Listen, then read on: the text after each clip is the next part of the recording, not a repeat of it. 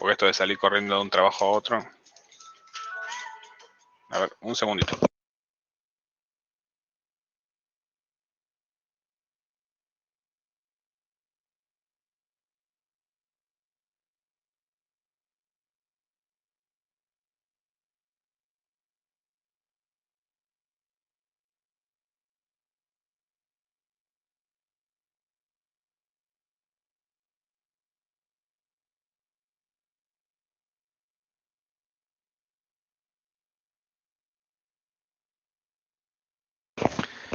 Chicos, resuelvo un temita y ya estoy. Un minuto.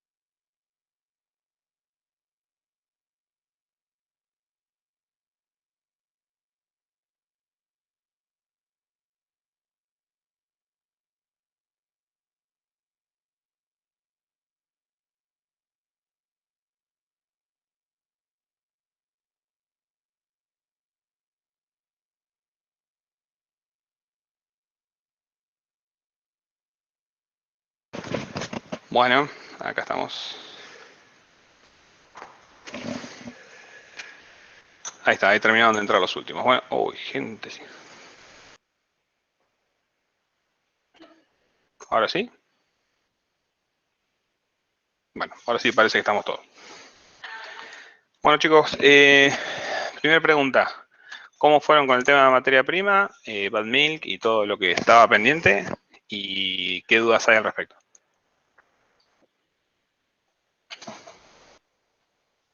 Escucho, acá tienen la palabra ustedes, ¿eh? Hola, buenas tardes. Hola, Camila. Eh, yo tengo dos consultas. Diga. Eh, la primera es que en el de Bad Milk me confundía el tema de que era 1 kilo de leche, 1 litro de leche, y capaz estaba bueno aclararlo eso, porque yo, o sea, como las densidades son diferentes, si no es que se toma eso como base, a veces es más complicado. O sea, hasta que no me dijiste vos por el foro, yo no pude hacerlo, porque no sabía eso. Está bien, Eh, pero para la segunda parte del práctico. no, para la primera.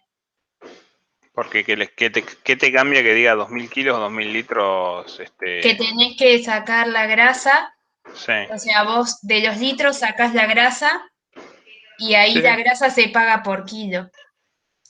Entonces me había confundido eso. está bien, sí, Eh, pero es 1 a 1 la relación. Y no he entendido el 60% de rendimiento. O sea, yo lo pregunté, pero igual no lo terminé de entender. Bueno, vamos por parte. Vamos con con las preguntas de la primera parte del bad milk. Bad milk es 1 litro de leche, 1 kilo. O sea, esa es la realidad. 2000 litros de leche por 3,2% de grasa por 2,40 son 153,60, que es lo que paga del tambo 1, y además eso tiene que hacer una bonificación del 75% adicional por calidad. 115,20, total 268,80 el costo del tambo 1. Arturo, mi hijo. Pero a eso había que agregarle el 0,4 del inspector, ¿o no? Sí, por eso. Ese es el costo de la leche. Después tenés el costo de los fletes, bien, el costo del inspector de tambo y los honorarios de la empresa que hace la liquidación. ¿Sí? Entonces, el costo de la leche, ¿tuvieron algún inconveniente para determinarlo? Vamos por partes. Son cuatro ítems. Leche, flete, sueldo de inspector de tambo y honorarios de la empresa. yo los honorarios y el transporte lo dividí por los 10.000 litros que serían los 3 tambos juntos. No sé si está bien. O sea, porque había que sacar el costo por litro. Sí. Bueno, entonces lo que me dio del transporte y la liquidación de la empresa que dice que es por mes, yo supuse que en el mes eran los 10.000 litros de leche, entonces lo dividí por 10.000. Sí, a ver, en el caso de los fletes te decía cuánto recorría para hacer esos tambos, esos específicamente, ese tambo 1, 2 y 3 te decía que hacía 35 kilómetros de asfalto y 20 kilómetros de tierra. Esos 35 kilómetros de asfalto y 20 kilómetros de tierra eran solamente para esos 3 tambos, no para el resto, no para todos los tambos que procesaba la empresa. Sí. O sea, todo ese costo de flete de recolección, que te da 0,0315 o algo parecido, por litro. Son 315 pesos dividido los 10.000 litros. Ah, ok. Vale. Sí. Ahora, el inspector de tambos le pagás el 0,4% de los 1.338 pesos del valor de la leche. ¿Sí? Sí. Bien. Los honorarios de la empresa de liquidación. La empresa te dice que te cobra 1.200 pesos para hacer los 200 tambos de la empresa. ¿Sí? O sea, ¿cuánto te cobra por tambo? Acá, ahí es distinto. La empresa te cobra. Esos 200 tambos no los tuve en cuenta yo. Claro, la empresa te cobra 200, ¿cuánto dije? 1.200. 1.200 pesos en para 200 hacer tambos. 200 tambos. O sea, te cobra 6 pesos por tambo. Ok. 6 pesos por tambo, por 3 tambos, que son estos que estás liquidando, son 18 pesos. Por los 1.000 litros.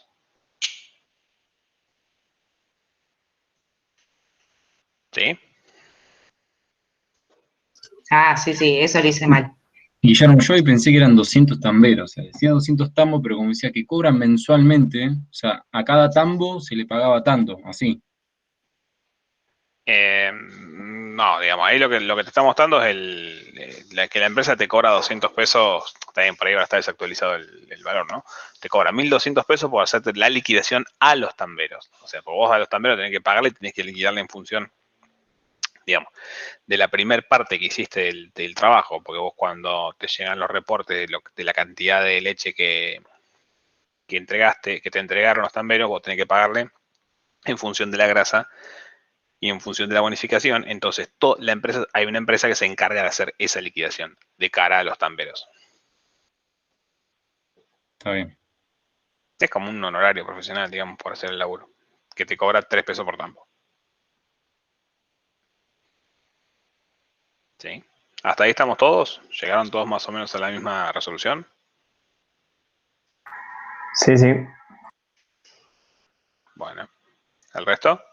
¿Estamos de acuerdo? ¿Estamos de acuerdo? Seguimos. Bueno, no me acuerdo con quién estaba hablando recién. Primero. Bueno, esa es la primera parte. La segunda parte, ya vamos a la cuestión más puntual de materia prima, que nos decía cuánto rendía y cómo era el proceso de la creación del dulce de leche. ¿Con qué dudas se encontraron ahí? Yo no entendí el enunciado de lo del 60% de rendimiento. O sea, ¿qué significaba? Lo tomé como que de 1 litro de leche salían 600 gramos de dulce de leche, pero no Exacto, entendí. exactamente eso. Digamos, es eso de rendimiento, digamos, vos pones 1 y cuánto te queda al final. O sea, vos cuando cocinás, haces una sopa, pones 1 litro de agua, cuando terminaste de hacer la sopa no te quedó 1 litro de agua, de 1 litro, no te quedó 1 litro de sopa, te quedó menos, porque hay una cuestión de evaporación, porque hay, digamos, unas cuestiones técnicas ese es el concepto de merma teórica que vimos el otro día justamente en la clase. Donde hay Entonces, está bien hacer una regla de 3. O sea, yo hice para, sí, para 600 gramos una de regla de leche. 3 no está bien. O sea, digamos, lo que tienen que hacer no es pensar con la regla de 3, porque después me resuelven todos los problemas con la regla de 3. Y en realidad lo que tienen que hacer es utilizar, digamos, lo que está planteado desde la teoría. La teoría dice que la cantidad necesaria, ahora sí, Pablo, fíjate que la pregunta, digamos, la respuesta es la misma para los dos. La cantidad necesaria de un producto es la cantidad a la que yo quiero llegar dividido 1 menos la merma. 1 menos la merma es el rendimiento, ¿sí? Si yo tengo algo que merma un 40%, 1 menos el 40% me da 60%, que es justamente el rendimiento. Entonces, si yo quiero tener un kilo de dulce de leche acá, ¿cuánta leche tengo que poner? Tengo que poner 1 dividido 0,6. Entonces, 1 dividido 0,6 me da la cantidad de leche que yo necesito para llegar a 1 kilo de producto terminado. ¿Se entiende? De hecho, Pero lo vimos en el práctico. Profe, eso yo no no es, hice mal. no es O sea, con... sí, Camila, habla. Dale, Camila, a ver. No, yo quería decir que si no es la misma cuenta que haciendo una regla de 3, o sea, si con 1 litro hace 600 gramos, con 100, o sea, para 1 kilo de dulce de leche, ¿cuántos litros necesitas? O no sé cómo verlo desde otro lado, tal vez la costumbre de ver la regla de 3. Claro, por eso, pero eso es lo que yo quiero, digamos, es lo mismo, pero yo lo que te quiero es que no usen la regla de 3 para resolver los problemas de costo, porque después me utilizan para todo regla de 3 y no aplica. ¿Sí? Fuerzan a resolver los problemas con regla de 3 y no, digamos, la mayoría de las veces no funciona porque están haciendo una cosa, digamos, que no es. En este caso, sí, está claro, digamos, si 1 litro, digamos, va a pasar el 0,60 abajo y te va a dar lo mismo, te va a dar 1 dividido 0,60. Digamos, la cuenta te va a dar igual, pero lo que Perfecto. justamente yo no quiero que utilicen eso como herramienta porque le van a errar, le van a pifiar en algo. Profe, yo tenía otra duda relacionada a lo que le contestaste a la compañera, que Sí, Pablo. entiendo lo de que necesitas 600 mililitros, pero ¿no estaría también en la cuenta No incluido? necesitas 600 mililitros. ¿No acabas de decir que rinde el 60%? Sí, eso rinde el 60%. Por cada litro que pones, obtenés 600 centímetros cúbicos. Por cada 1000 obtenés 600. O sea, pero vos lo El precisás la cuenta. azúcar, ¿no le pasa lo mismo? Pero vos precisás la cuenta. Pará. No, pero acá te dice que vos pones 25 kilos cada 100 litros. Ya te dice Claro, cuántos kilos pones. yo no lo hice así. No sé, yo Yo- no te termino de entender porque entiendo, o sea, estaría entendiendo mal la consigna. Por ahí te tengo que hacer tantas preguntas que prefiero que me lo expliques cómo se hace directamente. No, Claro, no, ahí es al tenía revés. merma el 40% sería, ¿no, Guillermo? Claro. Claro, yo ahí me Esa, confundí y sí, tomé que el 60% de rendimiento lo tenían los productos que metía por litro de leche, es decir, azúcar y otro insumo. No conté sí, a la leche como que daba también el 60% de rendimiento. correcto. No sé si Está bien, está. eso está, digamos, invocaste 2 de 3. Claro, tal cual. Eso. Ustedes tienen, digamos, a ver, primero que la gracia de esto es que ustedes hagan el práctico y se topen con todas las dudas, porque si yo se lo explico, porque además, digamos, no perdamos de vista que yo esto se lo expliqué en la clase anterior. De hecho, vimos un caso similar. Ah, perdón, ya que estábamos. Sí. ¿No la subiste, Guillermo, a la clase anterior? No, porque no me la terminan de grabar Claro, desde yo que... me iba a fijar en la clase también, pero no. Ah, claro, porque yo me fui a las 5 en punto porque tenía otra después y me quería fijar a ver qué habían terminado de hacer, pero Bueno, bueno. a ver, paso a paso. Son 2 problemas distintos. El primer problema es que, digamos, nosotros mandamos las clases a Unicen Virtual, le mandamos el link con la clase grabada. Unicen Virtual le da un formato, le ponen las, viste, la tapita de presentación, qué sé yo, y después y las sube a YouTube y después no las devuelve. Nos están tardando una semana en hacer eso, ¿sí? Entonces, lo que yo ya opté con el otro curso, que doy los lunes, es subir la clase, ni bien Google me la habilita, la subo al toque, aunque sea sin formato, para que ustedes la puedan ver. Si no, perdemos una semana y la verdad que no está funcionando eso.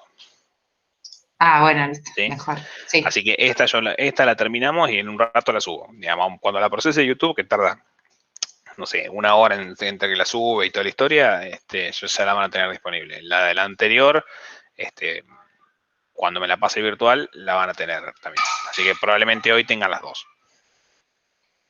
Bueno, vamos al revés. Cuando estamos trabajando con materia prima y tenemos cuestiones de rendimiento en el medio, de mermas, quiere decir que yo pongo algo en el inicio del proceso y al fin del proceso, por la propia naturaleza del proceso productivo, hay menos cantidad, ¿sí? Y no es una cantidad, digamos, que es una cantidad que se perdió por lo que sea. Yo tengo que determinar de atrás para adelante, es decir, digamos, desde la cantidad final de producto que yo tengo, yo quiero llegar a 1 litro de ayudín, digamos, ¿no? Creo que vimos el caso ese justamente. Para llegar a 1 litro en la botella, tengo que pensar qué pasa antes. ¿Sí? Entonces yo digo, bueno, para llegar a 1 litro en la botella, yo pierdo el 5% en la etapa de envasado y el 15% en la etapa de estacionamiento del líquido a granel. Entonces, ¿qué voy a decir? Bueno, digo, bueno, para llegar a 1 litro original, final, tengo que, ¿cuánto pierdo en el envasado? El 5%. Entonces es 1 dividido 1 menos la merma. O sea, 1 dividido 1 menos 0,05. O sea, 1 dividido 95%. Eso me va a dar más que 1, pues si divido algo, lo divido por un número menor que 1, me da un número más grande que el que yo tenía. Esa es la primera pauta que ustedes tienen que tomar como referencia, que la cantidad necesaria en ese punto tiene que ser mayor a la final. Si eso es así, y ya tengo en esa etapa determinada cuánta es la cantidad necesaria y tengo otra etapa anterior, tengo que repetir el proceso como tantas etapas anteriores tenga escalonadamente, ¿sí? ¿Para qué? Para llegar al inicio del proceso, cuántos litros de producto tengo que poner al inicio para que después de todas esas mermas o pérdidas que aparecen en el proceso, al final llegue a 1 litro. ¿Sí? Ese es todo el secreto. Y todo eso se resuelve haciendo la cantidad que preciso poner dividido 1 menos la merma o dividido el rendimiento, que es lo mismo. El rendimiento es 1 menos la merma, ¿no? Eso es todo la ciencia que tiene esta parte de materia prima. ¿Se entiende? Ahora vemos la resolución del caso, no hay problema. Pero digamos, ¿se entiende de dónde tenemos que ir? Guillermo, Sí. te hago una pregunta ahí. Sí, Julián. El valor que te dan después de hacer la primera cuenta para calcular lo que es merma y eso. Sí, Después cuando hagas la siguiente vas usando ese resultado que te va dando, no el inicial. correcto. Claro, yo me parece Porque, que le erré en el práctico en el otro, le erré en eso, me acabo de dar cuenta. claro, porque es porcentaje sobre porcentaje. Justamente por Claro. eso te va a dar como distinto en el sentido de que, digamos, pensalo desde el proceso productivo. Entiendo, Si vos sí. tenés una jarrita con 1 litro y la pasada otra jarra y en esa pasada perdés el 10%, bueno, acá me quedaron 900. ¿Sí? Y claro, como que tenés que ir acumulando todo. Tenés que ir Tal cual. acumulando todo, justamente. Me Es un acabo de proceso dar cuenta, acumulativo. sí. ¿Sí? Sí, perfecto. ¿Qué más? Ahora Una veamos. consulta con respecto Camila. a los otros insumos. O sea, cada 100 litros de leche, 25 kilos de azúcar más 5,96 de los otros insumos. Correcto. Perfecto. Sí, ahí, digamos, ¿Y no tienen merma esos? sí, merma todo. Bien. ¿Sí? En este caso, la resolución que yo le voy a mostrar está mezclado ya directamente hecha la cuenta físico y monetario, pero la podemos hacer de las dos formas igual. Guillermo, otra pregunta. Sí, Julián. En el proceso de envasado, que había Sí. una inutilización de potes y tapas y un Sí. derrame sin posibilidad de recupero. Sí. Eso igualmente, si bien es una pérdida, pero no sería una merma, ¿o no? Porque No es una merma en el sentido de la desaparición física inadvertida del producto, ¿sí? Pero los efectos de calcular la cantidad necesaria es lo mismo. Ahí sí, está bien, sí. ¿Sí? No es conceptualmente una merma. La merma es, por ejemplo, la evaporación. O que vos pongas todo el proceso, digamos, lo del dulce de leche, que vos lo pones todo en un proceso de fabricación y pusiste 10 y sacás 6 al final. ¿Sí? Eso es merma técnicamente. El resto sí se derrama, se pierde. Claro. Pero bueno, a Perfecto. los fines de calcular la cantidad necesaria, el uso es el mismo. Bien. Y Guillermo, una pregunta. Ese derrame había que tenerlo en cuenta para los dos, o sea, para el kilo de confitería y para el pote de 500 gramos. Correcto, porque en definitiva vos vas a generar el mismo proceso, digamos, generás el dulce de leche y después al final una parte lo Claro. pones para un lado y otra parte para el otro. Y las tapas y los potes era solamente para los potes de 500, porque Correcto. después en la confitería llevaban ellos. Correcto. Bien. Entonces, digamos, ¿cómo resolvería yo, cómo está la resolución planteada de esta parte del práctico? Decís, bueno, los insumos. Esto, digamos, esto se puede resolver de distintas maneras. Esta es una de las formas de resolverlo, el resultado va a ser igual, ¿sí? Insumos. 1 litro de leche, ¿sí? ¿Cuánto vale? Ya, 16,76, que era lo que habíamos calculado en el primer paso o en la primera parte del práctico. Después, de azúcar, 25 kilos cada 100 litros, ¿sí? A 0,50 el kilo de azúcar. Entonces, lo que yo hice acá es la cuenta de por 1 litro de leche. O sea, es esta cuenta dividido 100, ¿sí? Lleva 25 kilos cada 100 litros, son 0,25 por litro. El resto de los insumos dice que gasta 5,96 pesos por cada 100 litros de leche. Entonces, ¿cuánto voy a usar para 1 litro de leche? 5,96 dividido 100. ¿Sí? Este es mi costo de otros insumos. El costo total por litro de leche es de 0,3522 pesos. Bien. Ahora, ¿qué pasa? En el proceso de elaboración, ¿cuánto me rinde el proceso de elaboración? Un 60%. O sea que ese 0,3522 que calculé acá arriba, lo divido por el 60%, porque me está hablando de rendimiento. Eso me da 0,587. O sea, el costo del kilo de dulce de leche para confiterías me sale 0,587. ¿Sí? Después aparece otro proceso, que es el proceso de envasado, donde digo, bueno, para lo que envaso, para los que van para envasado, ¿qué hacemos?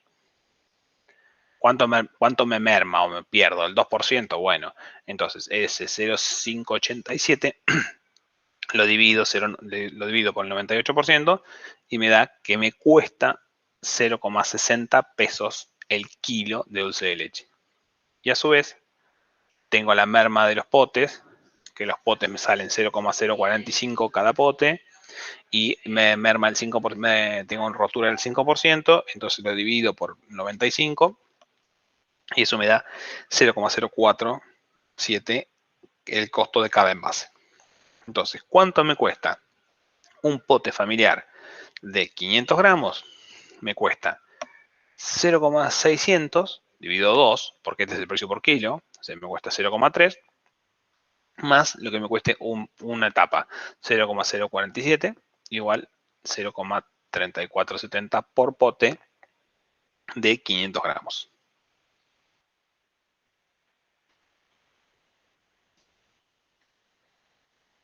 ¿Entendióse?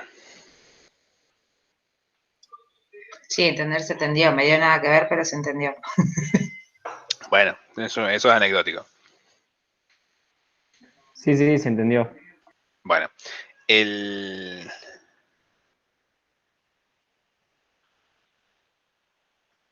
¿cuál es, digamos, la dificultad que les presenta? Digamos, por ahí la falta de costumbre de hacer ese tipo de prácticos, pero en definitiva no es más que calcular las cantidades que voy a usar. En este caso puntual, en este práctico puntual, está resuelto mezclando las cantidades físicas y monetarias, llevando todo a un costo, valor monetario y ya trabajando con eso. ¿Está bien? Sí.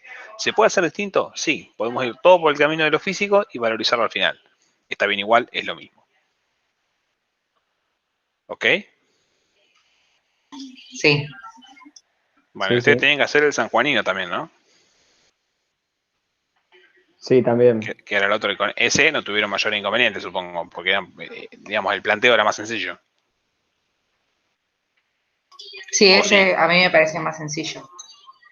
Era más lineal, digamos. Sí. Sí, parecía más sencillo. Guillermo, después que esté Sí, bien, Marco. no sé.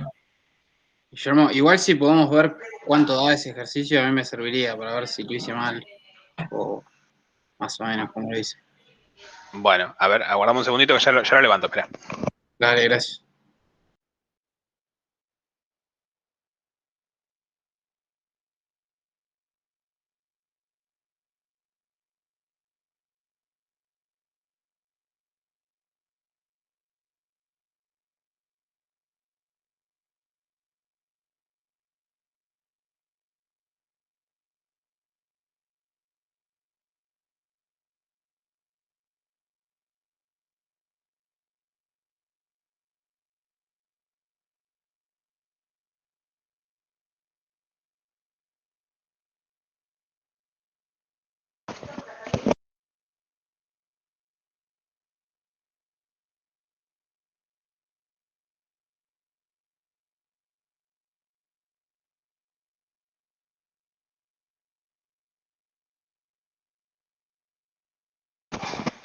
A ver, chicos.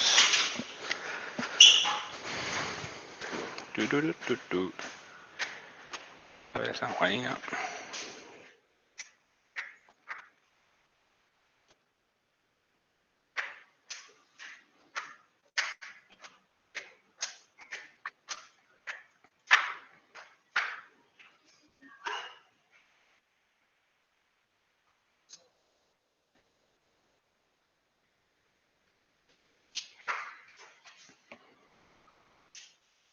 Bueno, la resolución del San Juanino también era más o menos similar a lo que habíamos visto. La cantidad necesaria de vino. En el envasado perdía el 2%, o sea que digamos es 1 dividido 0,98, me da 1,02. En el proceso de estacionamiento merma un 6%. Ese 1,024 dividido 1 menos 0,6 me da 1,08. Necesito 1,086 litros por cada litro final. Los envases se rompen el 3%, o sea 1 dividido 1,03 me da 1,031. Y el costo final de cada botella es el físico del vino, no es 1,08, sino que es 1,086 dividido 1000 por 750, porque es una botella de 750 centímetros cúbicos, a 1,20. Y las botellas, que son 1,031 por 0,55. ¿Sí? El costo total de la botella de vino de 750 es de 1,544. ¿Sí? A veces yo lo hice mal, porque como decía que era de 750, dividí 750 por el 0,98. Y tendría que haber llegado Porque al como mismo. no era un litro, Está bien, pero te tendría que haber llegado lo mismo. ahora lo abro y me fijo. Digamos, es lo mismo. Yo en ese llegué por suerte Yo a porque, mi digamos, a resultado. ver, en el componente físico te tendría que haber dado igual. De hecho, si justamente si yo digo, vamos a la fórmula junto acá, es este punto 75 dividido punto, para que nunca me acuerdo cuál es este, punto 98. Sí, 0, ahí está. Sí, eso me da igual, así, sí. Está bien. Y después tenés que sumar el 6% adicional del estacionamiento. Claro, lo dividí por 0,94, que era lo del estacionamiento, y me dio 0,814. Está bien, por eso, el Está físico, bien esto, está bien, claro. Sí, está está bien. bien. El físico te tiene que dar igual, es matemática. Claro, perdón, sí. Y el monetario también, porque vos, digamos, esto estás calculando por 750 y vos tenías el costo por litro de vino. Claro, sí. ¿Sí? Bien, perfecto, gracias. Profe, a mí me da igual, pero no acumulé la merma de la evaporación teniendo en cuenta que después de evaporarse se derrama. O sea, igualmente Y sí, porque digamos, me dio lo justamente vos mismo. lo pones en un tonel, está un tiempo determinado estacionándose el vino, se evapora el 6% y después pasa al proceso de envasado. Claro, Y dentro del proceso de envasado se pierde el 2%, el N%. claro. Ustedes imaginen siempre que en esto es una cuestión, digamos, de cosas que van pasando en cadena. Hay un proceso, te dice, bueno, primero se compra granel y se pone en un tanque. Después del tanque va al proceso de envasado. Entonces, digamos, lo que aparece en el primer tramo lo seguís acumulando en el segundo. Guillermo, bueno, es lo mismo. Yo trabajé con centímetros cúbicos y después lo pasé a litro, que da 0, Es lo tanto. mismo. Sí, está bien. Es lo mismo. Sí, Una digamos, consulta. ¿De dónde sale el 0,81 de componente físico del vino? es 1,086 por litros. O sea, vos para llegar a un litro final precisás 1,086. Entonces, pero vos estás llenando una botella de 750 centímetros, no estás llenando una botella de 1 litro. Entonces, lo que tenés que hacer es 1,086 dividido 1000 por 750. ¿Sí? Vos tenés que llenar una botella de 750, no de litro. Esta cuenta, si yo pongo acá 1,086, esta cuenta sería válida para llenar una botella de 1 litro. ¿Sí? Pero como yo estoy llenando una botella de 750, es menor. ¿Se entiende?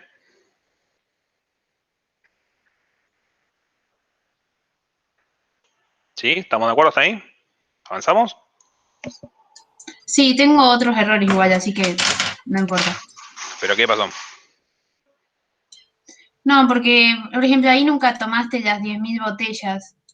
Entonces yo partí de otra parte y me dio otra cosa. O sea, a partir de que yo tenía 10.000 botellas de vino, cuántas Sí. me quedaban y para esas que me quedaban, cuántos litros de vino necesitaba. O sea, tomé como base, arranqué por los 10.000 porque decía que se compraban por 10.000. Entonces, si compro otra cantidad de botellas, me va a cambiar el precio por botella. No sé, no Pero si entiendo. vos el precio por botella ya lo tenías. Para este caso, para esta compra, el precio, el costo, el componente monetario. El de flete, perdón. Me iba a cambiar el precio del flete. O el flete te cobraba, no sé cuánto era, cada 10.000 botellas. 500 pesos cada 10.000 500 botellas. cada 10.000. Entonces yo partí de eso, de que cuánto me salía cada botella, el flete por cada botella. ¿Y está bien? Es este 0,55, para no te estoy compartiendo.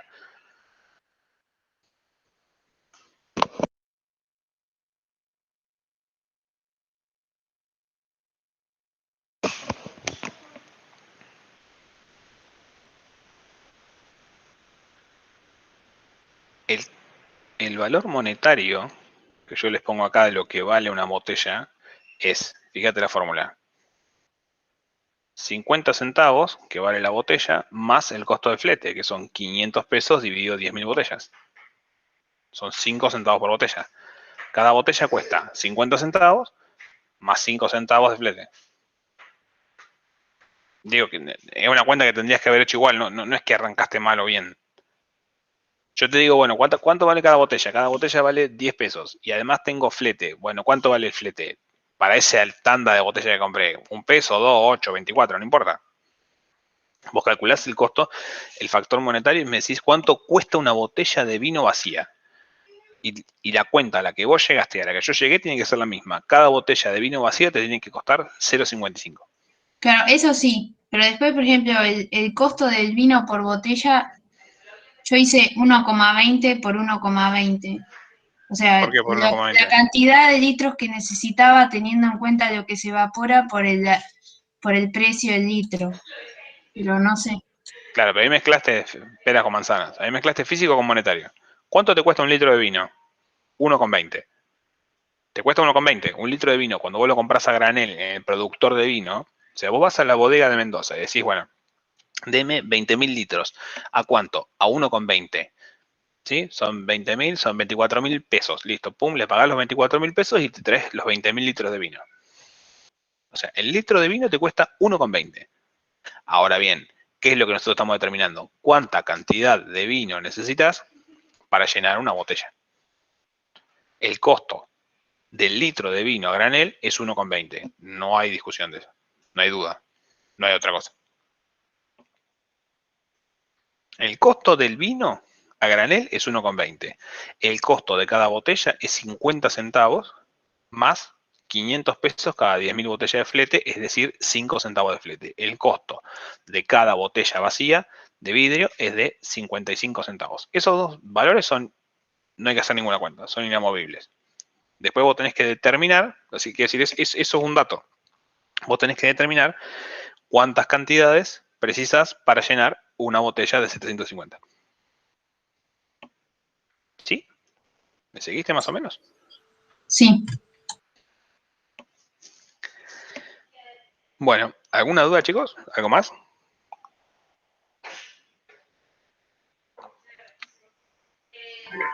Por mi parte, no. ¿No?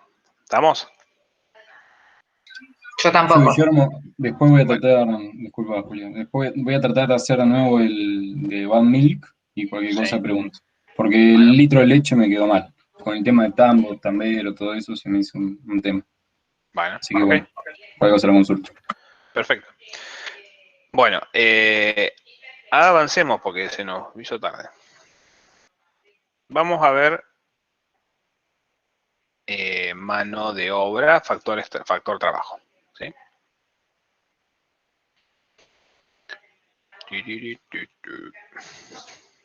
Profe, una Sí. consulta. ¿Puede ser que no haya subido el capítulo de Vázquez de la unidad, de la parte de materiales, de materia prima?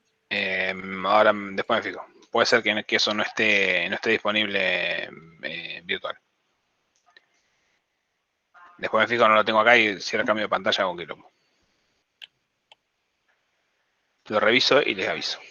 Bueno, vamos a arrancar con esto.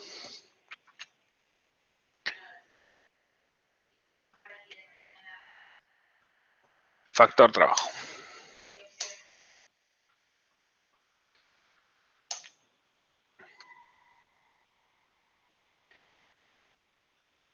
Lo que tenemos que estar pensando es qué es lo que estamos viendo ahora. Digamos, dentro del ámbito de los factores que aparecen en el mercado de factores y la unidad productiva que es la empresa, nosotros vamos a estar trabajando sobre distintas cosas, ¿no? Vamos a encontrar que tenemos capital financiero, que tenemos recursos humanos, que tenemos otros bienes, que tenemos recursos naturales, bienes de capital, servicios, ¿sí? Nosotros nos vamos a enfocar hoy en el factor trabajo. Ya vimos factores materiales, que es todo lo que se relaciona con materia prima. Vamos a ver factor trabajo, que es todo lo que tiene que ver con el recurso humano y los costos asociados a ellos. Y vamos a ver luego otros factores inmateriales y capital financiero. ¿Sí? El factor trabajo refiere a la capacidad de trabajo de los individuos, necesarios tanto para la organización como para la ejecución de la producción. No solo vamos a estar hablando de mano de obra, trabajo productivo, sino también de tareas de supervisión y otras tareas. Básicamente, y como todo, el factor trabajo tiene dos componentes, un componente físico y un componente monetario. ¿Sí? El componente físico son las cantidades de horas que la empresa toma de ese trabajador. Y el monetario es la tarifa horaria que debe pagar la empresa por tener personal en relación de dependencia. O sea, cuánto le paga por hora. El físico, cuántas horas. El monetario, cuánto le paga por hora. ¿Qué características puntuales tiene el factor trabajo? Que se trata de un elemento de adquisición comprometida. ¿Qué quiere decir eso? Quiere decir que yo no puedo, digamos, una vez que contrato a una persona por 8 horas por día, le tengo que pagar 8 horas por día, ¿sí? Digamos, más allá de que trabaje o no trabaje, ¿sí? A diferencia de materia prima, que puedo comprarla y estoquearla, o puedo no comprarla, puedo decir compro 10 hoy y compro 50 mañana. En este caso yo digo, bueno, le contrato a una persona mensual y tengo que pagarle el sueldo mensual. Si trabajó o no trabajó, será otra discusión, pero yo tengo que pagarle lo que me comprometí. Y además, la otra realidad es que existen otros costos vinculados con la relación laboral más allá de las horas, ¿sí? Lo que vamos a ver después, que se llaman cargas sociales. ¿Sí? Nosotros, dentro de mano de obra o trabajo, vamos a encontrar clasificación de acuerdo a su posibilidad de identificarse con la unidad de costeo, ¿sí? Pueden ser costos directos o pueden ser costos indirectos. Directos son aquellos costos que se pueden identificar clara, precisa e inequívocamente con la unidad de costeo. Y costos indirectos son aquellos que no se pueden identificar clara, precisa e inequívocamente con la unidad de costeo, ¿sí? Si yo tengo un operario que está asignado a un sector productivo que fabrica un bien determinado, esa mano de obra yo la puedo asignar directamente a ese bien o a esa orden. En cambio, si por ejemplo, digamos, esa sería mano de obra específica.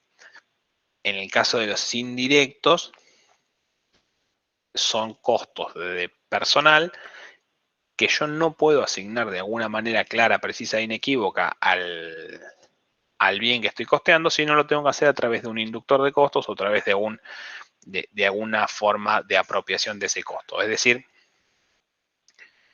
buscarle la vuelta para tratar de llevarlo de alguna manera, dividiéndolo a través de alguna cuenta o algún artilugio matemático contable. Es el caso de los supervisores, donde un supervisor supervisa 5 líneas de producción y no hay un tiempo específico indicado para cada línea de producción, sino que yo tengo que decir, bueno, si el tipo estuvo trabajando 10 horas y supervisó 5 líneas, le asigno 2 horas a cada línea y lo voy repartiendo de esa manera, ¿sí?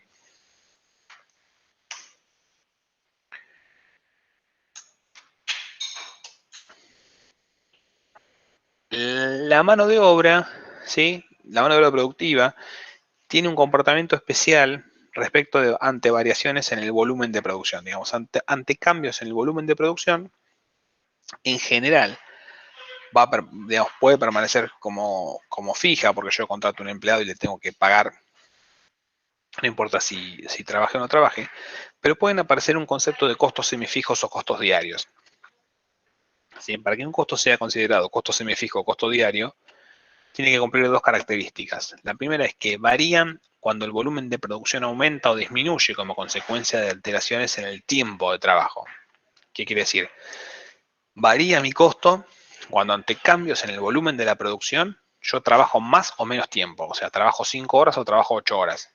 ¿Sí? Digamos, tiene que cumplir esa característica. Pero además tiene que cumplir otra característica, que quiere decir que permanecen constantes cuando el volumen se modifica debido a cambios en la velocidad del flujo productivo. ¿Qué quiere decir? Una persona trabaja 8 horas y en 8 horas hace 8 unidades, normalmente, pero si un día trabajó 8 horas e hizo 6 unidades, mi costo por cada unidad es más alto, ¿sí? Pero el costo de la mano de obra es constante, porque yo no puedo, digamos, hay una cuestión con la velocidad del flujo productivo. Produzco más o produzco menos, ¿sí? Pero por la velocidad en la que trabaja el operario. ¿Sí? Cuando se dan estas dos características, estamos en presencia de lo que Vázquez y Osorio identifican como costos semifijos o costos diarios. A diferencia, digamos, para resumir este cuadro, a diferencia de lo que vimos en materia prima, que yo podía comprarla y estoquearla, en este caso, en el caso del factor trabajo, el momento de adquisición y el momento de empleo, así que es lo que está tapado ahí, el momento de adquisición y el momento de empleo de la mano de obra es el mismo. Yo no puedo estoquear mano de obra, digamos. ¿Cuál es el punto que empieza a pasar con el tema de mano de obra? Lo que empieza a pasar es que hay una diferencia entre las horas presencia, o sea, las horas que está la persona, y las horas productivas, ¿sí? Que yo contrate a una persona y para que esté 8 horas en mi oficina, yo le tengo que pagar por las 8 horas que trabaja. Ahora bien, ¿estuvo trabajando las 8 horas o no estuvo trabajando las 8 horas? Esa es la pregunta. Si estuvo trabajando, las horas que estuvo trabajando son horas productivas, ¿sí? Tienen un concepto de eficiencia de alguien que hizo el trabajo y van al costo de producción. Por otro lado, cuando la persona está en la empresa, pero no trabaja, hay una ineficiencia y un resultado negativo. Dentro de estas horas improductivas, que quiere decir que son horas que yo estoy pagando, pero que la persona no trabaja, puede darse por dos condiciones, que acá dice declaradas o no. Una improductividad declarada es cuando la persona está trabajando en la línea de montaje, se cortó la luz de la empresa y la persona no puede trabajar porque las máquinas no funcionan, ¿sí? Entonces, esa ineficiencia es una ineficiencia, sí. Yo le pagué y el tipo trabajó, no. Entonces, es una ineficiencia. ¿Es declarada? Sí, porque yo veo que el tipo no está trabajando porque el informe del jefe me dice, che, mira, de las 3 a las 5 de la tarde la empresa estuvo parada porque se cortó la luz. Listo, fantástico. ¿Cuándo las horas improductivas son no? Entonces, digamos, vamos al revés. Los tiempos improductivos declarados en el parte diario, el parte de recursos humanos, nos permite aislar las horas presencia en fábrica de las horas que resultan imputables al costo de producción, ¿sí? Las horas presencia, las horas que la persona estuvo, menos las horas que efectivamente produjo, son los tiempos perdidos, ¿sí? O si ponemos tiempo perdido de este lado, las horas presencia menos el tiempo perdido, son las horas productivas. Esto equivaldría a decir, bueno, nos juntamos a estudiar a las 8 de la mañana de 8 a 12, ¿sí? Son 4 horas. Estuvimos 4 horas estudiando. Yo me fui a la casa de mi amiga 4 horas a estudiar. Fantástico. ¿Cuántos tiempos estuviste productivo? Y la verdad que estudiamos 2 horas y media, porque estuvimos 1 hora y media entre que tomamos mate y chusmeamos un rato y boludeamos. Bueno, 1 hora y media de tiempo perdido. Efectivamente, ¿cuántas horas productivas tuviste? 2 horas y media. ¿Cuál es la improductividad? Esa es una improductividad visible. ¿Cuál es la improductividad oculta? ¿Sí? La improductividad oculta tiene que ver con la cantidad de unidades que produce una persona en el tiempo. Históricamente, ¿sí? En una fábrica, en una cosa, se pueden determinar las horas presencia activa y las unidades producidas. Esta relación nos permitirá visualizar que en determinados periodos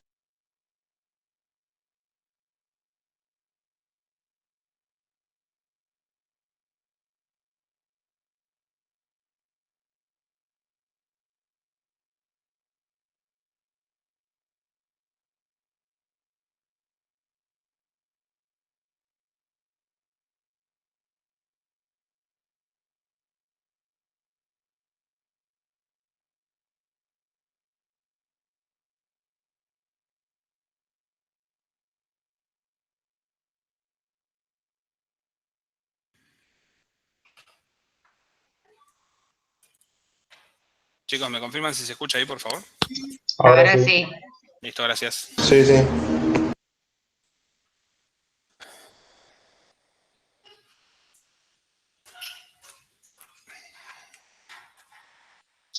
Bueno, digamos por acá. ¡Ay, Dios! Dale. Entonces, la improductividad oculta dice lo siguiente. Históricamente se pueden determinar las horas presencia activas y las unidades producidas. Esta relación nos permitirá visualizar que en determinados periodos el tiempo para realizar una unidad o llevar a cabo un proceso es mayor que los niveles normales establecidos, lo que implica que dentro de las horas presencia activa contienen un porcentaje de tiempos perdidos no informados, ¿sí? Para hacerlo fácil esto, quiere decir que si yo normalmente en 10 horas hago 10 productos, quiere decir que hago un producto por hora.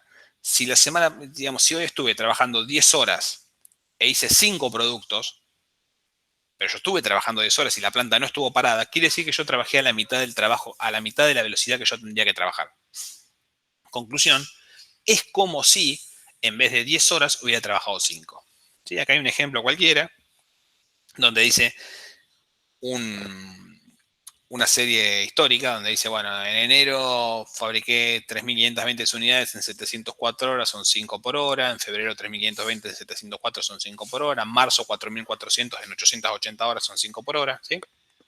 Y lo comparo contra el real, donde en enero y febrero hice lo mismo, pero en marzo, por ejemplo, hice 3.600 unidades en 900 horas. En vez de 4.400 en 880, esto me da un ratio de 4. ¿Sí? Entonces, la improductividad oculta, ¿por qué es oculta? Porque yo no veo a la persona que está sin hacer nada. ¿Sí? Yo no lo veo, yo lo veo y está trabajando. Lo que pasa es que está trabajando más lento que lo que tiene que trabajar.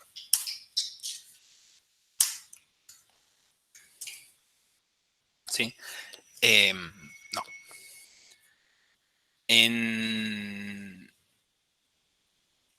¿Se acuerdan que vimos cómo era el proceso de compra en materia prima y demás? Que yo le contaba más o menos el laburo que yo hacía. Bueno, acá vamos a ver muy rápidamente cómo es el proceso de recursos humanos, de alguna manera.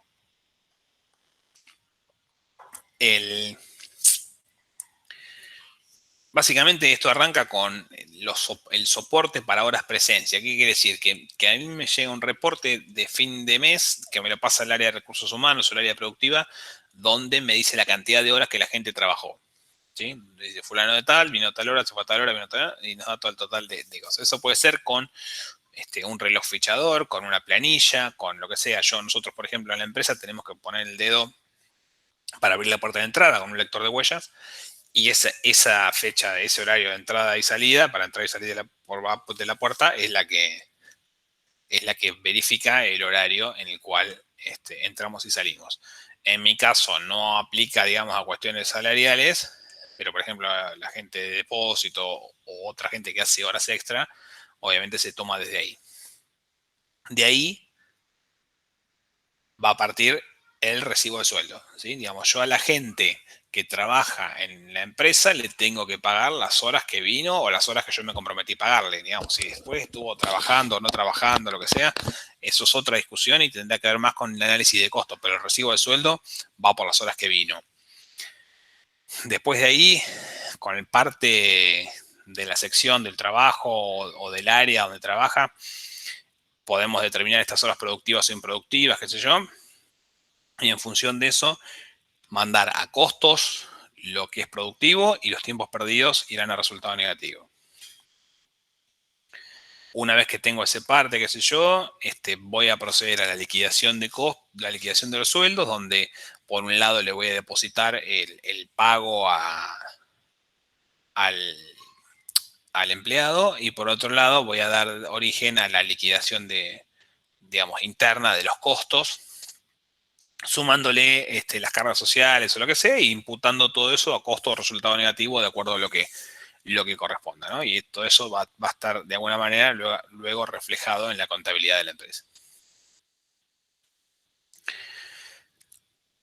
¿Qué son las horas extra?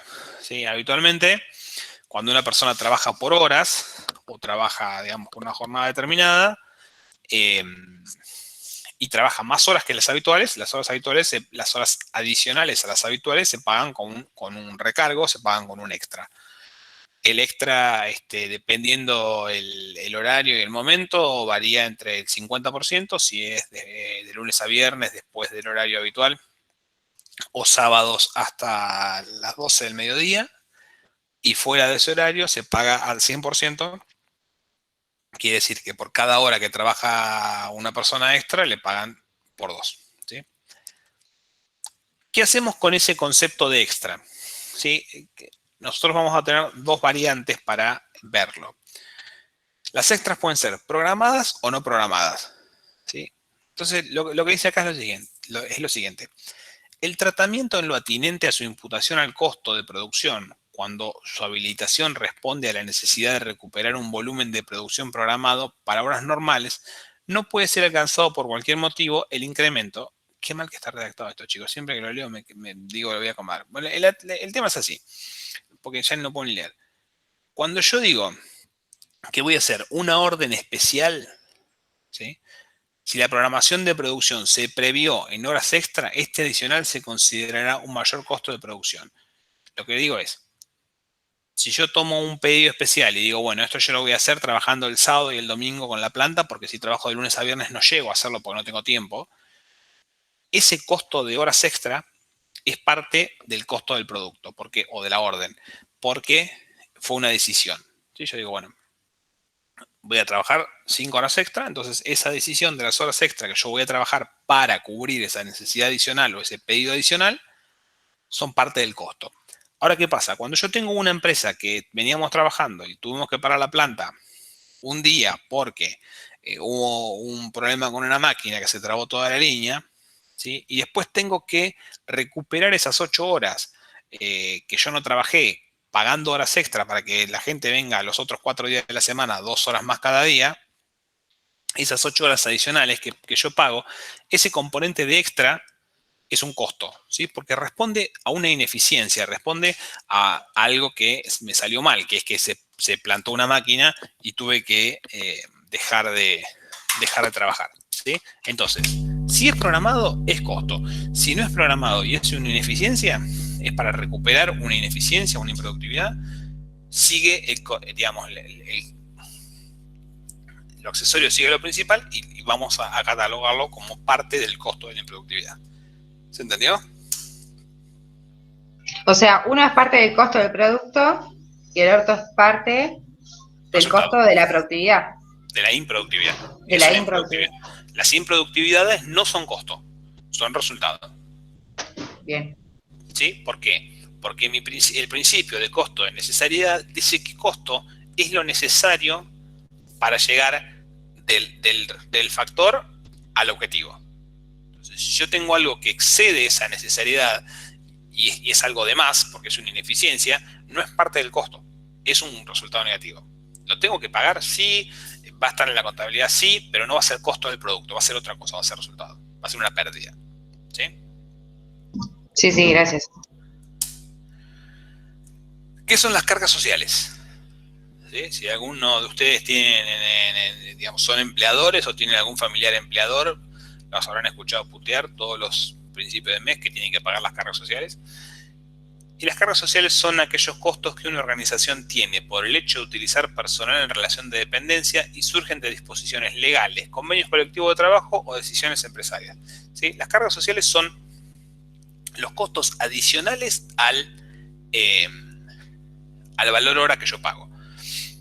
Y acá dice que surgen de tres cosas. Surgen de disposiciones legales, convenios colectivos de trabajo o decisiones empresarias. Las disposiciones legales son la ley de contrato de trabajo, básicamente, que es la ley paraguas, marco, donde se marcan todas las relaciones laborales de Argentina, donde tiene las cuestiones establecidas como aguinaldo, vacaciones, licencias, obligaciones de las partes. Por debajo de eso se encuentran los convenios colectivos de trabajo, que son los convenios puntuales o los acuerdos puntuales entre las distintas ramas, donde intervienen los sindicatos con la parte patronal. ¿Qué quiere decir eso? Que, digamos, por ejemplo, la rama metalúrgica tiene un convenio colectivo de trabajo particular, la rama gastronómica tiene otro, empleado de comercio tiene otro. Cada convenio colectivo de trabajo no puede, digamos, puede mejorar las cuestiones generales reguladas en la ley de contrato de trabajo, pero no puede empeorarlas. ¿Sí? Si la ley dice que tenés que tener 15 días de vacaciones, no puede el convenio colectivo de trabajo darte 7. Por ejemplo, en el caso de la gastronomía, el convenio colectivo de trabajo dice que la persona que trabaja, digamos, en el horario de trabajo que está, tiene derecho al almuerzo o a la cena de ese horario, ¿sí?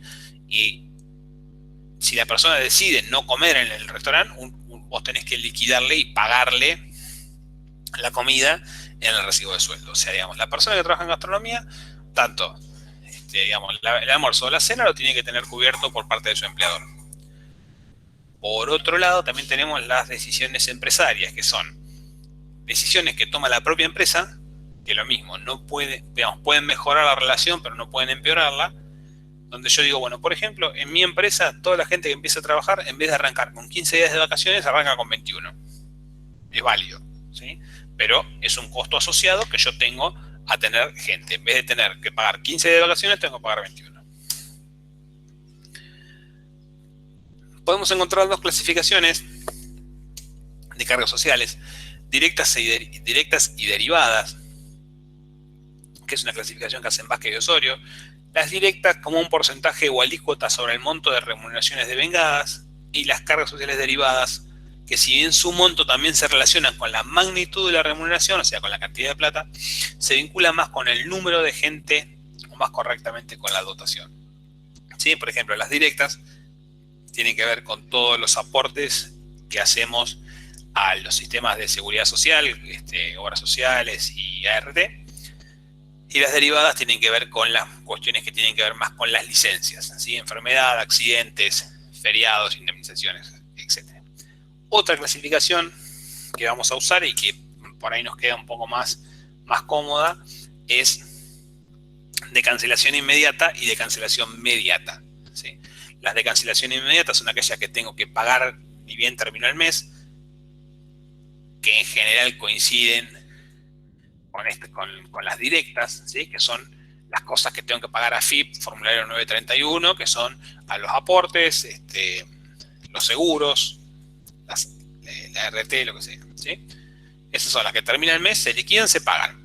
Ahora, las de cancelación mediata son aquellas que se van devengando en el transcurso del tiempo, pero que las pago en un momento determinado, digamos. Por ejemplo, un caso más claro es el caso del índice el aguinaldo, ¿sí?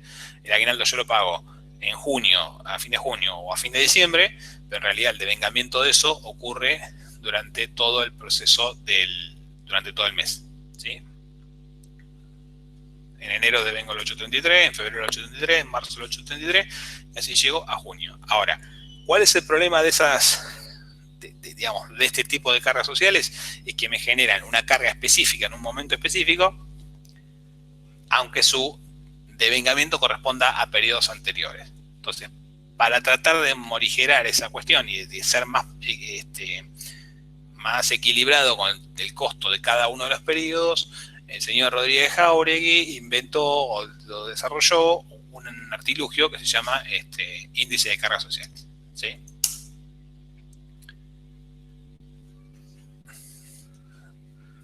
Aguarden un segundito que tengo que conectar la compu, ya estoy.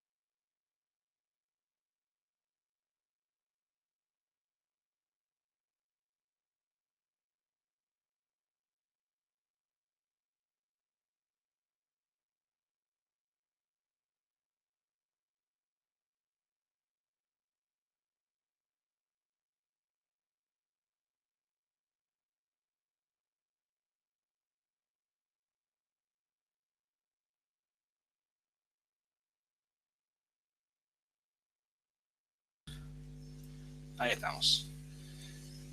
Entonces, el señor Rodríguez Jáuregui hace esto del índice de cargas sociales, que es un mecanismo que permite distribuir la incidencia de la remuneración y sus cargas sociales correspondientes a causa de ocurrencia eventual, cíclica o estacional, en forma homogénea a lo largo del tiempo. O sea, las cargas sociales que pasan eventualmente, ¿sí? Ya sea un accidente, cíclica o estacionalmente, como por ejemplo el aguinaldo o las vacaciones, en una forma homogénea a través del tiempo. Esta distribución homogénea a que hacemos referencia se logra mediante la implementación de un sistema de previsiones que permite una carga regular a cada periodo con independencia de la existencia o no de estos sucesos. Entonces yo voy a cargar el aguinaldo o una parte de las licencias en el mes de enero, aunque lo tengo que pagar en julio, ¿sí? Básicamente, hoy, legalmente, la cuestión de cargas sociales se divide en dos partes. Por un lado, el aporte de los trabajadores, o sea, la parte que pagan los trabajadores en el sistema, y por otro lado, las contribuciones que hace el empleador o la parte patronal. De acuerdo al momento, al encuadre que tenga la empresa y demás, esto varía, pero hoy, como referencia, el trabajador paga el 14% de jubilación y la empresa paga entre el 20 y el 18%, dependiendo su encuadre. Además, hay aportes de obras sociales que rondan el 2,5-3% para el trabajador y algo del 6% para el empleador. ¿Sí?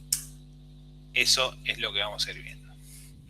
Pues acá está cómo se calcula el índice de cargas sociales, que después lo vamos a ver en el práctico, que es más fácil de ver. Más fácil que esto. Lo que yo les voy a mostrar acá es una de las últimas filminas. Eso, imagínenlo al señor Miguel Lizarraga haciendo ese gestito diciendo esto es así. Y es algo que necesito que entiendan y que lo vamos a preguntar un montón de veces y que ustedes tienen que saberlo muy fácil. ¿Cómo se calcula el costo de la mano de obra? Se calcula de la siguiente manera. Tomo las horas presencia, ¿sí? Todas las horas que vino la persona, le resto las horas improductivas y me quedan las horas productivas. ¿Sí? O sea, las horas productivas por la tarifa horaria, o sea, por lo que cobra por hora, me da un total. A ese total le sumo le aplico el índice de cargas sociales y me da el costo total de la mano de obra. ¿Sí? ¿El costo total de la mano de obra es igual a los sueldos pagados por la empresa? No. ¿Sí? Porque los sueldos pagados por la empresa incluyen las horas productivas e improductivas. ¿Sí? Y por supuesto, no tienen el índice de cargas sociales incluido, con lo cual hay meses que voy a pagar menos y meses que voy a pagar más. Pero a lo que nosotros vamos, para costos, el costo de la mano de obra es las horas presencia menos las horas improductivas, que me da las horas productivas. Eso, por la tarifa horaria, me da un subtotal que le aplico el índice de cargas sociales y me da el costo total de la mano de obra. ¿Sí? Guillermo, una pregunta rapidita. Venga. En la realidad, con las horas improductivas, ¿uno la alcanza a ver? ¿La alcanza a ver que, por exceso de personal, uno no esté trabajando?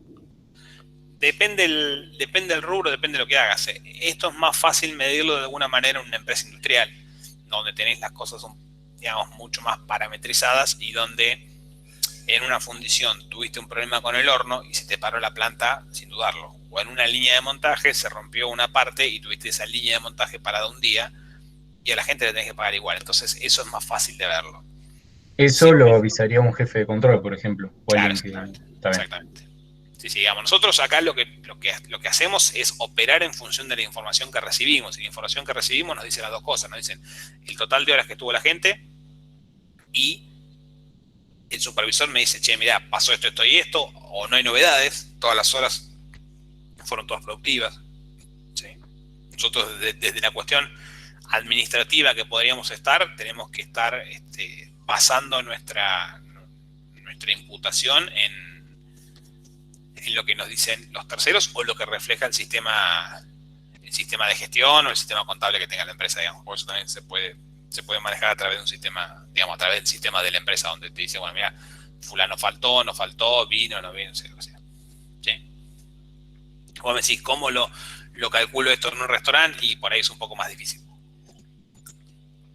Aunque, si vos tenés un restaurante y no va gente, porque justo hoy, no sé, martes al mediodía no se le ocurrió a nadie salir a comer, y tenés al personal sin hacer nada, charlando en la cocina, eso es improductivo.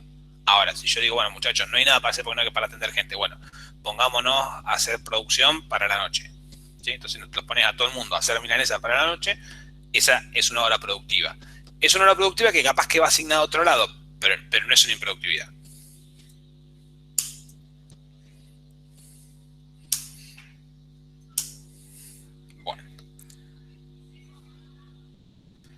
Por acá vamos dejando esta parte. ¿Sí? ¿Alguna duda con esto?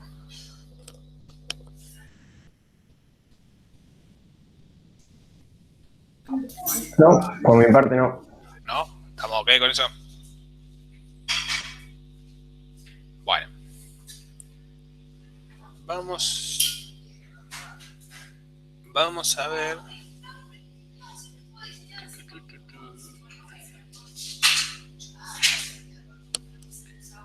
Vamos a ver el martillo. Práctico, el martillo.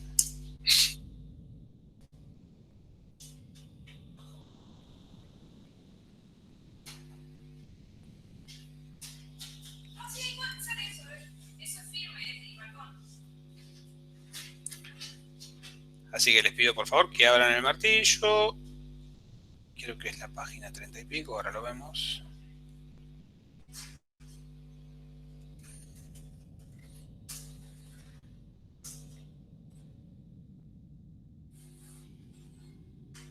El martillo es la página 33 o 32, depende cómo esté contando las páginas del práctico.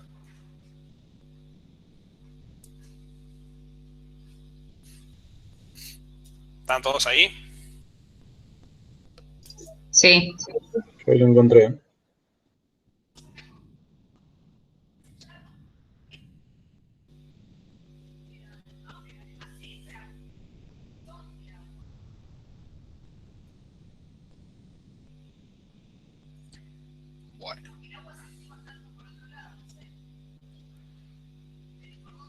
Bueno, la empresa El Martillo, dedicada a la fabricación de herramientas para el hogar, nos suministra la información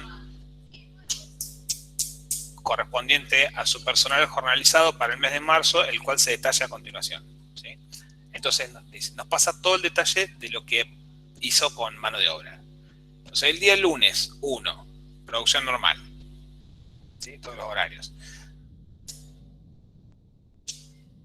Veamos primero la información adicional. La empresa trabaja de lunes a viernes 9 horas, ¿sí? O sea, de 8 a 17 trabaja normalmente. Con lo cual, no trabaja ni los sábados ni los domingos. Tiene una antigüedad del 2% para ambos operarios. Vamos por primero, componente físico. Día lunes 1, producción normal, dos operarios a 9 horas cada operario, son un total de 18 horas la que yo tengo que liquidar. Entonces lo que vamos a hacer va a ser un cuadrito donde vamos a poner los días o las incidencias que haya. El total de horas que yo tengo que liquidar, ¿sí? Que son las horas normalizadas, es esto que estaba diciendo, ¿no? Son dos personas a 9 horas, son un total de 18 horas.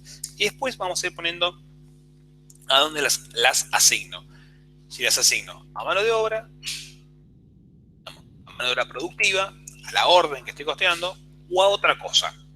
Entonces, lo que esté acá va a ser costo de la mano de obra. Y lo que esté en las otras columnas va a ser otros costos de otra cosa. Puede ser costo indirecto de fabricación, gasto de comercialización, materia prima, improductividad, N. Entonces, esto que se llama la imputación de la mano de obra es lo que a mí me da la pauta que ustedes entienden o no entienden lo que hay que hacer. Tenemos que tomar toda la masa de las horas que me aparecen y empezar a distribuirlas y decir, bueno, esto es productivo, esto no es productivo, esto es otra cosa, esto es una improductividad, ¿sí? Entonces, el lunes 1 y el martes 2 son 2 días en los cuales fueron las 2 personas a trabajar 9 horas, ¿sí? Así que son 18 horas para mano de obra directa. El miércoles 3 dice, producción normal, 2 operarios de 8 a 17, pero pasó algo. Llamada 1 dice que uno de los operarios fue destinado toda la jornada a efectuar tareas de acondicionamiento en el depósito de productos terminados. O sea, ¿estuvo trabajando? Sí, pero estuvo trabajando en el depósito. Entonces, 9 horas, un empleado 9 horas son mano de obra directa. El otro empleado 9 horas no es mano de obra de la orden, sino que es otra cosa. Vamos a ponerlo como otros costos o costo indirecto de fabricación o lo que sea. Jueves 4 y viernes 5, lo mismo. Hubo producción normal, no pasó nada, 18 horas productivas cada día. El sábado 6, hubo mantenimiento de planta, ¿sí? Hubo mantenimiento de planta previsto de las 8 a las 12. O sea, trabajaron una persona 4 horas. Como la empresa no trabaja los sábados, y es lo que yo les decía, los sábados paga hora extra al 50%, si la persona trabajó 4 horas, hay que pagarle 4 por 1,5, hay que pagarle 6 horas. Es un mantenimiento de planta previsto. ¿Cuántas horas tengo que caratular? 6 horas. ¿A dónde las voy a enviar? Mano de obra directa no. Va como SIF o como mantenimiento o como otra cosa. Lunes 8. Lunes 8. Producción normal. 2 personas que trabajaron de 8 a 16.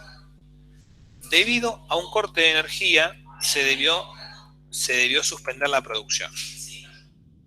Entonces, ¿qué pasó? Se cortó la energía, no hubo producción. Hubo 1 hora de ese día, que es de las 16 a las 17, por 2 personas, o sea, 2 horas, en las cuales no hubo producción, pero yo tengo que pagarle esas horas a las personas porque que no haya habido producción no es problema de ellos, digamos, ¿no? Entonces, tengo 18 horas normales para pagar, de las cuales 16 corresponden a horas productivas de mano de obra directa y 2 horas son en productividad de planta, ¿sí? O sea, 1 hora por persona son en productividad de planta. El día siguiente, que es el martes 9, hubo 2 personas que trabajaron de 8 a 18, trabajaron 1 hora más. ¿Por qué? La llamada 3 dice que recuperaron las horas perdidas del día anterior. Entonces, trabajaron 2 horas más en total. Tengo que pagar 3 horas. 2 por 1,5 porque son extra, tengo que pagar 3 horas. ¿Sí? Entonces, yo voy a tener que liquidar 21 horas. ¿Cuántas horas ¿Cuántas horas estuvieron trabajando efectivamente en la orden? 20. ¿Sí? Y una hora extra, que es lo que me costó, ese 0,50 de cada hora de cada persona, ese extra que tengo que pagar, que es un costo de la improductividad. ¿Sí? Es lo que habíamos visto hace un ratito, que si las horas extras eran programadas para un lote nuevo o lo que sea, eran parte del costo, y que si no eran programadas y eran para suplir una ineficiencia, eran parte de la misma ineficiencia. Bueno, este es justamente el caso. Fíjense que yo perdí 2 horas el día anterior, y para recuperar esas 2 horas tuve que trabajar 2 horas más y pagar un adicional de 1 hora. Entonces, esas 2 horas que yo tuve que recuperar, que perdí el primer día, y el adicional que tuve que pagar para recuperarlas, son parte de la improductividad. La improductividad total es de 3 horas. 2 de un día y 1 del otro por las extras. ¿Entienden? Una pregunta. Sí. ¿Por qué se toma en cuenta esa hora de más si no la trabajaron el día anterior? O sea, ya no estaría paga con el día anterior. No, pero yo acá, esa hora es el costo extra. ¿Sí? La gente trabajó 20 horas. ¿Sí? Pero como vamos a hacerlo por una persona para hacerlo más fácil. Cada persona tiene que trabajar 9 horas por día. ¿Sí? En este caso trabajó 10. Yo le tengo que pagar las 10 horas, pero esa última hora que trabajó, tengo que pagársela al 1,5. O sea, yo tengo que pagarle... Sí, porque es extra, porque es fuera de horario. Por eso, le tengo que pagar 10 horas y media. Sí. ¿Sí? Bien. Sí. Esas 10 horas y media, ¿cuántas efectivamente estuvo trabajando? 10. ¿Sí? Sí. Trabajó 10 horas. Sí, Esa media adicional que yo tengo que pagar, ¿por qué es? ¿Cuál es el origen de eso? Del día anterior. Cubrir una ineficiencia del día anterior. Claro. Entonces, como ese extra que yo estoy pagando es para cubrir una ineficiencia, no es productivo, es una ineficiencia. Sí. Bien. ¿Sí? Sí. Todo eso que explicamos por 2, porque son 2 operarios. Sí. Guillermo, que no pasa el sábado porque por ser sábado. No pasa el sábado porque son horas programadas. El sábado trabaja 4 horas, pues es mantenimiento programado. Listo. Vos ya definiste que iba a ser así. Y horas extras por ser sábado, dijiste, ¿no? Claro, exacto. Está bien. Son 4 horas a 1,5, son 6. Pero el tema es que acá fue una sola persona. ¿Sí? Por eso no duplica. Joya. El miércoles y el jueves, el fulano se enfermó. ¿Sí? El miércoles 10 y el jueves 11 fue una sola persona. O sea, vamos por el miércoles. Trabajó una persona de 8 a 17. Dice que uno de los operarios no concurrió por enfermedad. Llegó el certificado. Entonces, yo lo que voy a decir, bueno, ¿cuántas horas tengo que pagar? 18, porque la enfermedad se paga. Sí, digamos, falta por enfermedad, el día te lo pagan. Entonces, ¿cuántas horas tengo que pagar yo? 18. De esas horas, ¿cuántas son productivas? 9, porque son las que el tipo estuvo trabajando. Ustedes siempre tienen que pensar qué hizo la persona. ¿Estuvo trabajando? Sí, listo, son 9 horas que estuvo trabajando. Y las otras 9, que son las de enfermedad, son utilización de la previsión.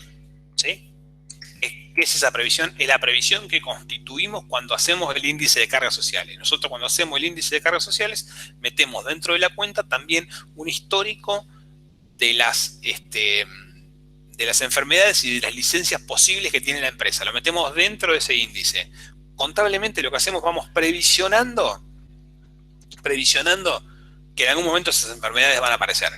Cuando aparecen, en vez de cargarlo a resultados negativos, ya hago el uso de la previsión. ¿Sí? El jueves 11, esto se lo explico más allá de lo contable, digamos, ¿no? Sino para que entendamos qué es lo que, digamos, cómo funciona.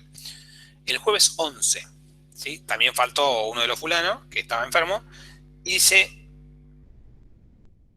el jueves 11 trabajó de 8 en vez de 8 a 17, el único tipo que trabajó de 8 a 19, trabajó 2 horas más, horas extras previstas afectadas a la producción. Entonces, ¿qué tenemos que liquidar ahí? Tenemos que decir, bueno, primero tenemos que contar las horas.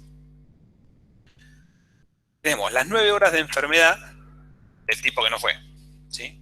Y además, tenemos que imputar al tipo que fue.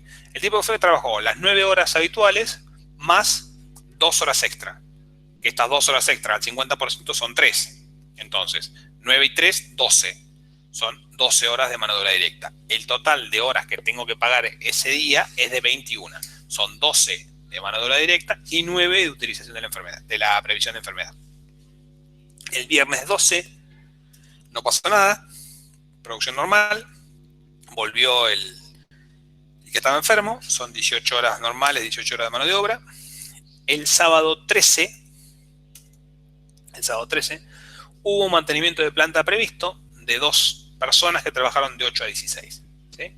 Acá, la cuenta que ustedes hagan a mí mucho no me importa, porque, digamos, podemos entrar a considerar que si el sábado hasta las 12 o hasta la 1 se paga el 50 y después al 100. Acá no recuerdo cómo está resuelto, creo que está resuelto que de 8 a 12 se pagan al 50% y de las 12 a las 16 se pagan al 100% de las horas extra, ¿sí? Entonces, esa cuenta me da 27 horas totales, ¿sí? La cantidad de gente que trabajó por las horas extras al 50, por la cantidad de horas extras al 100, me da total de 27 horas. Acá ¿hay improductividad? No, son horas programadas para limpieza, mantenimiento, van a la columna de limpieza, mantenimiento, o lo que le hayamos puesto, ¿sí? 27 horas ahí. El lunes 15, producción normal, 2 personas, 9 horas, son 18. Y la segunda quincena, 85 horas cada persona, 170 horas en total, todas productivas. Entonces, 170 la segunda quincena. ¿Qué hacemos? Totalizamos el total de horas. ¿Cuántas horas voy a pagar en todo el mes? Voy a pagar 407 horas. ¿Cómo se imputan? 344 mano de obra directa, 42 CIF, otros gastos, digamos 3 de improductividad y 18 horas de utilización de la previsión. Bien. ¿Qué hago después? Lo multiplico por el jornal horario, que era de 25 pesos. Entonces agarro todo esto, por 25, pim. Le sumo la antigüedad, que es del 2%. Esto por el 2%, subtotal, lo que dé. Bien. Hasta ahí tenemos el costo de la mano de obra. Horas por tarifa, más antigüedad. ¿Qué me falta? Me falta calcular el índice de cargas sociales. Hacemos esto y terminamos, ¿sí? Así que, digamos, no se preocupen, son 5 minutos más. Para calcular el índice de cargas sociales puede venir como un dato y que yo les diga el índice de cargas sociales es de 1,83 y listo. Multiplican todo por 1,83 y se terminó la cuenta. O tienen que calcularlo. Una de las formas más complejas que tenemos para calcularlo es esta que vamos a ver acá. ¿Qué es lo que vamos a hacer nosotros pensando en trabajadores jornalizados? Vamos a agarrar el total de días del año, le vamos a restar los sábados y domingos, que en general son 98, pueden ser 96, 102, no importa, digamos, ¿sí? Pongámosle 98.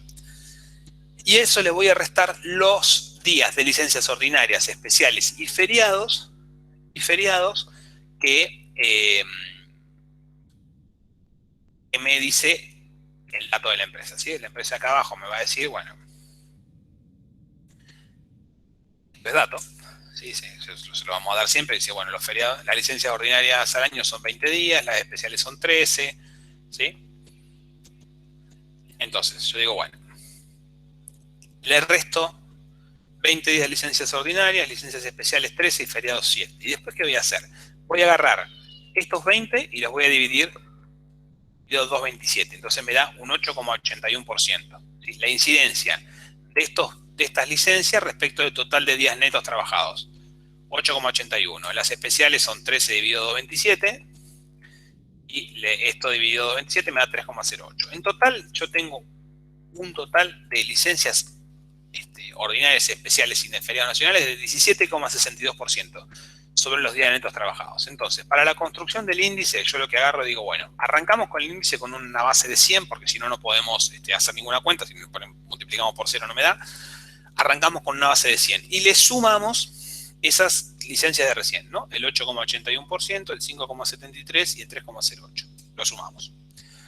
Después le tenemos que sumar el SAC y las cargas sociales inmediatas. Ahora bien, para sumarle el SAC normal, si no me dice nada del práctico, es el 8,33, ¿sí? Porque cada mes se devenga el 8,33%. Entonces, si el práctico no me dice nada, o estoy calculando la liquidación de sueldo de enero o de junio, o de julio, que son los primeros meses del semestre, siempre va a ser 8.33.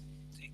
Ahora, ¿qué pasa? Cuando yo ya vengo con un arrastre de un mes anterior o 2 meses anteriores, tengo que ir ajustando esa previsión que voy haciendo sobre el SAC, donde yo digo, bueno, el SAC de este mes es el 8.33%, pero si este mes cobré 10, si el mes que viene cobro 11, el SAC tiene que ser un poco más para que la previsión total me alcance, digamos, ¿no?